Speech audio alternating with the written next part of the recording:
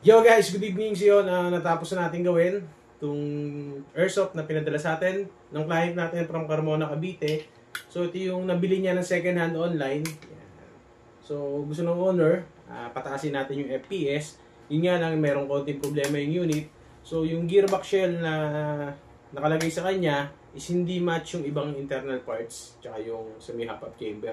So nangyari, pinilit siya kaya hindi mapatas yung FPS. So yun, ang ginawa natin, nagpalit tayo ng bagong gearbox shell, nagpalit tayo ng bagong hop-up chamber, then in-upgrade din natin yung internal parts. So ngayon, from 320 to 340 FPS, eto na siya ngayon. Pero bago natin i-check yung FPS, eto muna yung ginawa natin sa kanya.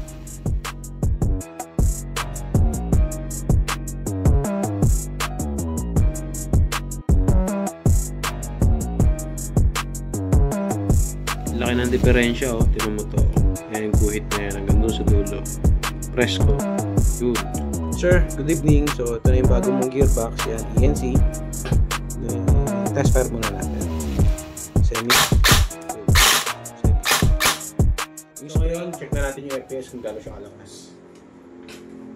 Yan, tayo na. Wait.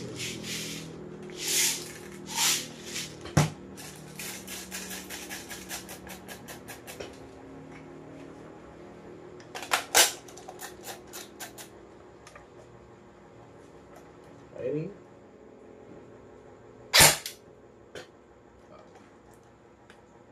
614.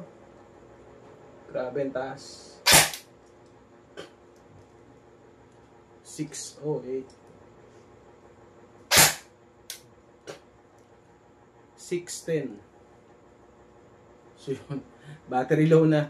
So yun, nakita natin, grabe yung lakas niya. Nasa 610 FPS na yung inaabot niya.